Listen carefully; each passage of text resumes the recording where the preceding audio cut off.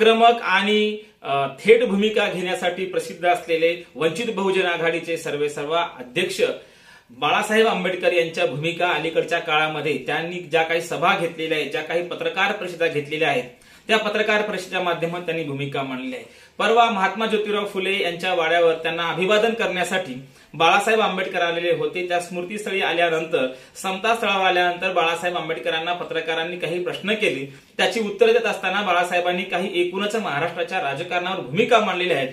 काय भूमिका मांडलेल्या आहेत पाहूया त्या व्हिडिओच्या माध्यमातून। नमस्कार, मी डॉक्टर नागराज मगरे, शब्दयोद्धा लाईव्ह मध्ये आपल्या सर्वांचं मनपूर्वक स्वागत। आपण पाहतोय की 25 नोव्हेंबर सभा असेल, त्या सभेमधून छगन भुजबळ यांना दिलेले सल्ले असतील किंवा सरकारवर ओढलेले ताशेरे असतील किंवा त्याही पेक्षा गंभीर बाब म्हणजे ते असं म्हणाले होते की 3 डिसेंबरच्या नंतर आणि 6 डिसेंबरच्या नंतर महाराष्ट्रामध्ये नव्हे तर देशामध्ये एक वेगळं वातावरण निर्माण होईल, दंगली होण्याची शक्यता नाकारता येत नाही असंही त्यांनी म्हटलेलं होतं। 6 डिसेंबर नंतर काहीही होईल असंही देखील त्यांनी विधान केलेलं होतं। आणि मग या विधानाच्या नंतर मात्र महाराष्ट्रामध्ये आणि एकूण देशाच्या राजकारणामध्ये सूत्र हलायला लागली आणि दुसऱ्या दिवशी आपण पाहतोय की दीपक केसरकर नावाच्या व्यक्तीने मंत्र्यांनी त्यांच्या घरी जाऊन त्यांची भेट घेतली। एकीकडे आपण पाहतोय की सरकारमध्ये असलेल्या एका मंत्र्याने त्यांची भेट घेतली आणि आदल्या दिवशी त्यांची ही विधानं देशाच्या राजकारणामध्ये खळबळ माजवणारी होती।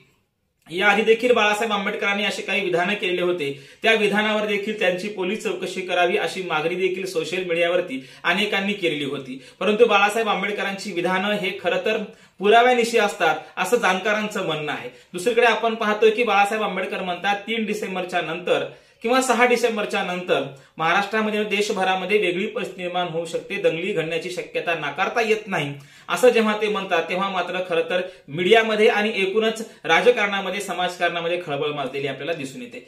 खरं तर बाळासाहेब आंबेडकरांनी याच्या आधी काही विधान केलेले होते की निवडणुकीच्या काळामध्ये या देशातल्या धार्मिक स्थळावर, ते सर्व धार्मिक स्थळावर म्हणाले होते की धार्मिक स्थळावरती कुठलाही प्रकारचा हल्ला होण्याची दाट शक्यता आहे, त्यामुळे खरं तर या धार्मिक स्थळांना सुरक्षा पुरवली पाहिजे किंवा त्याच्या संदर्भाने सरकारनं काळजी घेतली पाहिजे। आणि मग हे जे विधानं येतात तेव्हा हे विधानं आल्यानंतर मात्र बाळासाहेब आंबेडकरांच्या भूमिका आपण वारंवार तपासून पाहिल्या पाहिजे आणि ह्या भूमिकाही गांभीर्यानं घेतल्या पाहिजे। मुस्लिम आणि ओबीसी यांचा राजकारणामध्ये वापर होण्याची शक्यता आहे असंही मत त्यांनी परवाच फुलेवाड्यामध्ये पत्रकार परिषदेमध्ये दिलेलं आहे की या दोन समुदायाचा कोणत्याही क्षणी वापर होतो आणि म्हणून ओबीसी समाजाने, मुस्लिम समाजाने आणि मराठा समाजाने खरं तर आपला वापर होणार नाही याची दक्षता घेतली पाहिजे। आणि समतेनं खरं तर समतेचा विचार ज्या ठिकाणी पेरला जातो, ज्या ठिकाणाहून हा समतेचा विचार महाराष्ट्रभर गेलाय, अशा फुले वाड्यावरून खरं तर ही विधानं जेव्हा येतात किंवा ही गांभीर्यानं घेणं किती गरजेचं आहे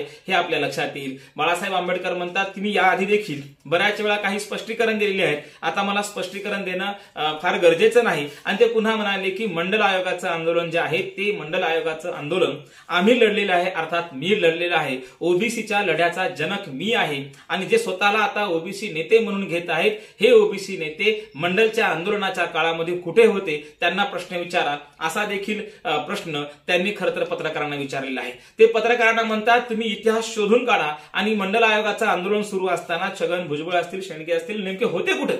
आणि म्हणून या सर्व लढ्याचा जनक मी आहे, ओबीसी आरक्षणाच्या लढ्याचा, ओबीसी मंडल आयोगाच्या संदर्भातला जनक मी आहे, या लढ्याचा जनक मी आहे आज स्वतःला ओबीसी नेते म्हणून घेणारे ओबीसी नेते त्यावेळेस कुठे होते याचाही शोध घ्यावा आणि इतिहास तपासून पाहावा। कारण मंडल आयोग असेल किंवा अलीकडच्या काळात त्यांचं एक विधान आलेलं आहे की छगन भुजबळ यांना जेलमधून मी बाहेर काढलं परंतु त्यांनी माझी कुठल्याही प्रकारचे स्वागत केलं किंवा आभार मानलेले नाहीत। आणि मग त्यांचं असं म्हणणं आहे की भुजबळांना जेलच्या बाहेर मी काढलं पण माझे आभार मानले नाही। या देशातल्या न्याय यंत्रणेवर जेव्हा मी टीका केली, या देशातल्या न्याय यंत्रणेवर मी खऱ्या अर्थानं कायदेशीरदृष्ट्या कारवाई होऊ शकते असं विधान केलं आणि इथल्या न्यायालयाला देखील, न्यायाधीशाला देखील मी जेव्हा या सर्व प्रक्रियेमध्ये आपण देखील किती दोषी असू शकता असं जेव्हा मी सांगितलं तेव्हा छगन भुजबळ यांची खरं तर जेलमधून बाहेर पडण्याची प्रक्रिया सुरू झाली, परंतु छगन भुजबळ यांनी माझे कधीच आभार मानलेले नाहीत असा देखील आरोप ते करतात या पत्रकार परिषदेमध्ये। एकूणच काय तर मुस्लिम धर्मियांचा असो किंवा ओबीसीचा असो किंवा मराठा समुदायाचा असो यांचा राजकारणामध्ये वापर होऊ शकतो, त्यांना सावधान राहण्याचं असल्याचं देखील बाळासाहेब आंबेडकर सांगतात. आणि दुसरीकडे याच्या आधी दोन महिन्यापूर्वी केलेलं विधान, धार्मिक स्थळावर हल्ला होऊ शकतो, आणि आता करंटचं विधान जे आहे अलीकडे गेल्या 2-3 दिवसापासून ते सोशल मीडियावरती फिरत आहे. आणि जाहीर सभेतून ते म्हणाले की 3 डिसेंबरच्या नंतर आणि 6 डिसेंबरच्या नंतर महाराष्ट्रामध्ये नव्हे देशामध्ये वेगळी परिस्थिती निर्माण होऊ शकते आणि कोणत्याही क्षणी ते दंगली घडू शकतात. ती शक्यता नाकारता येत नाही असं देखील बाळासाहेब आंबेडकरांनी म्हटलेलं आहे. एकूणच काय तर वंचित बहुजन आघाडीचे अध्यक्ष बाळासाहेब आंबेडकरांच्या ह्या भूमिका थेट आणि स्पष्ट असतात. नेमकं ह्या भूमिका खरंच पुढे काय वास्तवात उभ्या राहतील काय, किंवा असं काय घडेल काय, हे खरं तर पाहणं आपल्या सर्वांसाठी महत्वाचं असणार आहे. परंतु राज्यकर्त्यांना त्यांनी सावध केलेलं आहे. धन्यवाद.